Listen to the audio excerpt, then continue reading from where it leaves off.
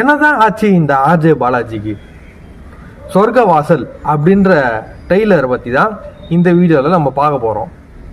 அதாவது நான் கேட்ட கேள்வி மாதிரி தான், ஆல்ரெடி கைதின்னு ஒரு மொக்க படத்தை பார்த்துட்டு நம்மளால் இன்னும் நிம்மதியாக தூங்க முடியல.